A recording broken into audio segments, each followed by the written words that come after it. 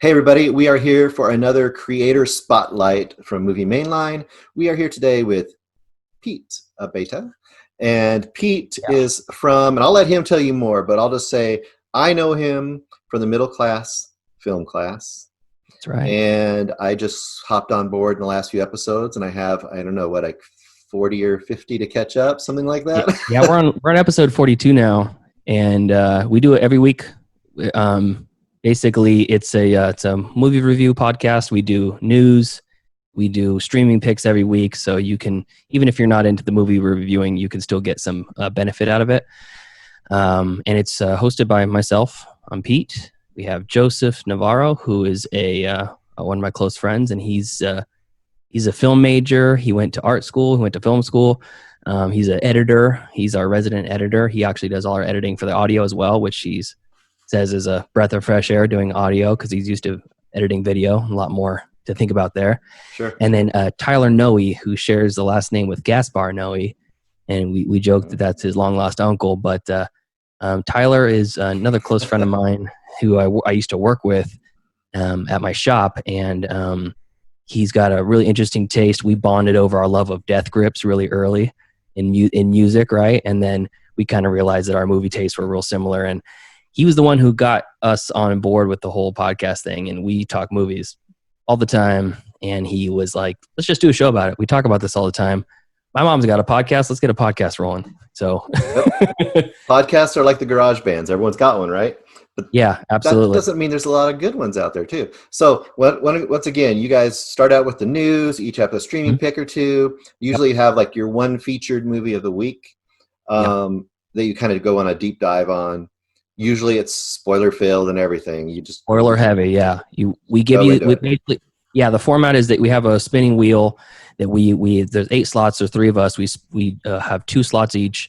And then, we've toyed around with the 2 extra slots over the last 42 episodes, and right at this point we've filled it with listener selections. So you send us an email, you're going to go into the hopper, and if it lands on the fan pick, we're going to just pick one at random, and we give it the week before, so everyone has a chance to watch the movie.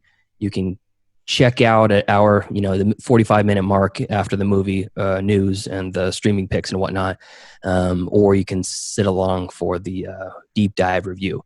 And it's audio format only for you guys, right? Correct. We do video on YouTube. It's just the audio file with the backer, just for people who don't have access to like a podcast player for their work or whatever. So I'm going through the archives right now and putting in two a week until we get to the episode 52, our year mark, and we'll be caught up, and then we'll do once a week. Yeah, so it's kind of fun because I have my own sentiment, my own tastes in music, or movies. Joseph has his own, and Tyler is on another planet. So Tyler is he's a really interesting dude who's got a really interesting sense of taste, and he gives us a lot to talk about on the show. So cool. Yeah, I mean, in theory, every 3rd episode will be from one of the 3 of us, and we get Kung Fu Panda from me, or E.T. the Extraterrestrial is something that it's on the wheel right now. It's childhood fear movie of mine that I'm waiting to watch again as an adult and overcome my fears, because I hated E.T. as a child. When he extended his neck and screamed, and when he got all white and almost dead in the little ravine there, all that stuff. I hate it. From the second you see him in the bushes with Elliot, and he gets the ball, and then E.T. screams, and I remember vividly like hiding under my coffee table in my living room and watching it as a child, and just shit my pants because it was, oh my God, it was so scary. Well, the opening of that movie is shot like a horror movie. I mean, it's exactly the way it's structured, Well, that's interesting. I don't recall it. It feels that way recalling it, but I don't recall it, honestly. So we're going to recant that, but then say a Joseph's last few picks would be something like First Reformed with Ethan Hawke, or Enemy, Dennis Villeneuve's Enemy. And then Tyler's picks, the last couple we've had from him were Veronica, Glenn Danzig's release. Yep. And not even call it a film, just a release. Oh my God, yeah, it was something. It was media. Why didn't you you should have reviewed his Elvis, his Sings Elvis that he just released. You were always on my mind. You're always on my mind. Oh, that would be great. Yeah, Tyler mentioned it briefly on the episode, but that episode went off the rails, and that happens sometimes when you get passionate about something you're talking about. But yeah, we structure the show kind of like a radio show, where we have specific segments. We got bumper music. We have live drops that we play, and we're all three of us. We went and saw The Lighthouse debut weekend when we saw it, and it was something else. It was really resonated with all three of us. So we're heavy on The Lighthouse music and drops, and we throw a lot of that, a lot of the sound effects, right, like live into the show. Like me lobster. Yeah. So and actually this week we're reviewing it was Tyler's pick, which I feel like is a little bit of a cheap pick, Tyler, but it was his choice was the Lighthouse, and we landed on The Lighthouse. So this week we're going to try to keep it under 2 hours. And we're gonna review The Lighthouse. It's gonna be a good time. Cool. Yeah. So it's been a good time, and we release every Wednesday religiously. That was the one thing that I said when we started this thing. If we're gonna do it, it's gonna be every week, same time on the clock. So if you like the show, you can expect it every Wednesday morning. Yeah, that's good. Smart. So really quick, before we kind of end this segment, two things. One is, so obviously I'll get the information about middle class film class, but let people know how to get a hold of that. What about for yourself? Are you creating anything like music, film? What are you doing on your own personal self? There's a side project I've been brainstorming for a while. It's kind of like you ever heard of Storycore? It's like I don't know if it's a division of This American Life, but it's something that they tout quite a bit on This American Life. It's I'm not, but go ahead and tell me about it. I don't know about it. So the idea is that they put these like a phone booth in random metropolitan cities, and they have people talk about interesting stories in their life, and they just long form storytelling. And I have this memory in my head of all these stories from my childhood that I got this. My Uncle Mike, he is a nomad, does not have a permanent residence, hasn't had for many decades, and I have all these crazy Uncle Mike stories from when I was a kid. And they're range from, calling to get bailed out of prison or jail on a Christmas Eve and giving a fake name when he's calling on the phone, to rolling his Jeep when he was living in Alaska and paying a hooker to to tell him that she was driving when it got crashed because she didn't have a license, and who cares. And he's got all these crazy stories. And I've only experienced myself. I've only been the adult in one Uncle Mike story, and I want to hear my family tell these stories, not just Uncle Mike stories, but how Aunt Kathy got into the family. She married into the family, and she was, from my understanding, she was adopted by my grandmother, and I don't know anything about that story. So I want to hear the stories from my family firsthand and get it from them and commit it to digital, so that story can be there forever. So you're going to just make it like one story? Or you're going to have a series, or what are you thinking about with that? It's going to be a series, and the idea is it's going to be front heavy, production heavy. So I already have a lot of the stories planned out and the people who I'm going to research. And COVID makes it difficult because I don't want to go see my great grandfather or my grandfather that lives up in the mountains, because I don't want to bring potentially bring the virus up there. Sure. So I'm kind of laying low for that project for a little bit, but I have a lot of the ideas and have the people who I want to talk to. And I'm going to mass record all of these, and it'll be a really large audio editing session. Sure. Basically, I want to give it about 15 to 20 minute segments. Just give one story here, the next story next week, and the next story next week. And I can front load all of it and release it week by week. And it should be some interesting thing that maybe nobody will care about, but I'll really care about. And I know that the whole Abeyta clan will enjoy it. Cool. So, yeah. Well, so when you have an actual home, or that is beginning to happen, we can maybe rejoin here and actually get that out so people can hear about that, because you don't really have any place for people to see that yet, right? No, it's still in its infancy. It's still really young. And then outside of that, I don't, the stuff that I work on in my free time is, I play a lot of video games, which who cares? And I see you do too. I see your Xbox collection right there. I got Yeah. kids too, but yeah, Yeah, that's right. I've had my moments. Not Yeah. as much in my age now. They have kind of taken over the reins, but I still Yeah. get in there and do some playing. Sure. But I'm also for my day job, I run a body shop. So I'm a big car guy. I'm an old painter by trade. So, I have a couple of projects at any given time kind of in the works. And right now, Joseph, one of my co-hosts, he's got his 69 Carmen Ghia in my garage. And last summer, we started tearing it apart and getting it ready for paint. Blew a rear axle out. And we had to replace that. And it all kind of came to a halt when winter started and we stopped working on it religiously.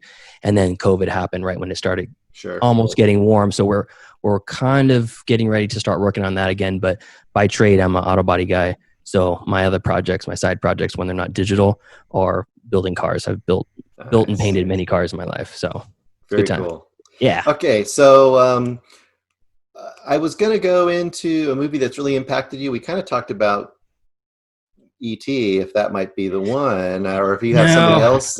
No, that impacted me for the negative. And yeah.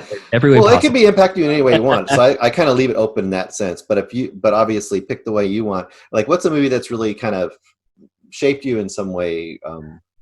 I just posted a real fun link to our middle class film class Facebook page. Have you seen Kevin James's YouTube page he has? No, I don't think I have. So probably about maybe 2 months ago or so, he started Kevin James, the dude, the Paul Blart Mall cop himself. Yeah, right? I know who he is for sure. Yes, yeah. Exactly. I just saw him in Becky. Yeah, I'm looking forward to that. I'm seeing a lot of hype. But he started a YouTube page, and it's these really kind of fun, goofy videos with really high production value for a YouTube video. And the kind of recurring character that he has is a sound guy on the set of these different famous movies. And he's in the shot working with like Will Smith in I Am Legend. And they'll take clips of Will Smith, like with the mannequin at gunpoint telling him, sure. What are you doing out here? What are you doing out here? and he's like, I'm just trying to get the sound. And he's got his big boom mic, and he's like, Mr. Smith, I'm just trying to get the sound. I'm working right now. And they're really funny. And he posted one just this week that's having lunch with Daniel Day-Lewis on the set of There Will Be Blood. Oh no! And it's the end in the bowling alley scene. Sure. He's talking about drinking his milkshake and drinking the blood of the lamb and all that stuff. Oh, yeah. That movie was like the first movie that, like, I can watch it a million times. I've probably seen the movie. I've probably seen There Will Be Blood 10 times. I could watch it tonight and I'd be happy. I could watch it tomorrow morning and I would love it. It's so good. And I could name off 5 or 10 things about it that I really love, but there's not any one specific thing that I'm like, yeah, it's because of that. It's just this great soup that has all the pieces together. And when you taste it, you're like, oh, that tastes like home, Yeah. It's I think so the movies good. that really hit you like that, they have the story, they have the great acting, but I feel like there's something about the world that makes you want to kind of go back and live in that world.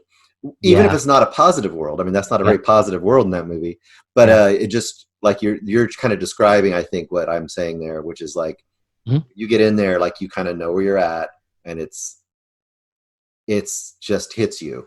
Yeah, it's impactful in many ways, and his relationship with HW is so good, and it's like rough, and it's like the opposite of what you'd want.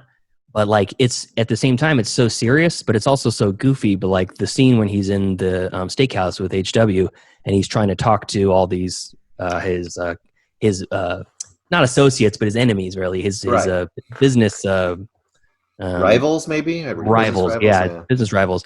And he drapes the napkin over his face, and so his son can't read his lips, and starts talking about drilling, getting off my property and getting off my land and stuff. And it's like it's so goofy and it's so good. And the ultimate scene where he's in the bowling alley and he beats the hell out of Paul Dano, spoiler alert, is so ridiculous and over the top. And only Daniel, I mean, maybe not only Daniel Day-Lewis, maybe Sam Rockwell could have done it too, but oh my gosh, it's so good. So yeah, There Will Be Blood for sure. Absolutely. For me. Cool. All right. Well, I think that's a good spot to wrap this one up. But before we go, once again, just kind of recap, how are people going to find you? Like, what's the best routes to get to middle class film class? So we're on all the major podcast networks or streaming services, I should say: iTunes, Spotify, Stitcher, iHeartRadio, Google Play Store. Just search Middle Class Film Class. You'll see a white icon with 3 silhouettes of our heads, and click subscribe. We're 42 episodes in. We feel like we're doing a good thing, and we take it pretty seriously, and we try to keep the quality really high. And the other thing is, if you like what you're hearing or you don't like what you're hearing, send us an email, because we really like to interact with the people who are listening. We have callers on the show regularly. I had my girlfriend's 84-year-old grandmother. We called her and asked her what her favorite Lifetime movie was that she watched that week. And she gave us Patsy and Loretta, a documentary biopic about Loretta Lynn and Patsy Cline. And it's so fun. And, we just like to have a lot of fun. And I think it's worth listening. So just Google or look us up on whatever podcast player you like. And I will attest, it is true. It is very fun. I've quite enjoyed the 5 or 6 that I've got to, and I'm working my way slowly back. But yeah, I will say this. First 10 episodes or so, a little rough. We this is our first online venture that the 3 of us have ever done, any of us. And we got the board and the new mics and stuff. Episode 14 is when we started using them. So the quality ramped up quite a bit from there. But we also like to carry on this similar jokes throughout the show. So it's a running series. If you listen from episode 5 till now, you'll pick up a lot of stuff that's kind of a running thing, and it pays off to be a regular listener. We like that a lot. Yep, absolutely. Well, thank you very much. And if you like this, you should be able to find another video of us together soon, doing one of the Movie Mainline memory episodes. So thanks, Bruce. thank you again.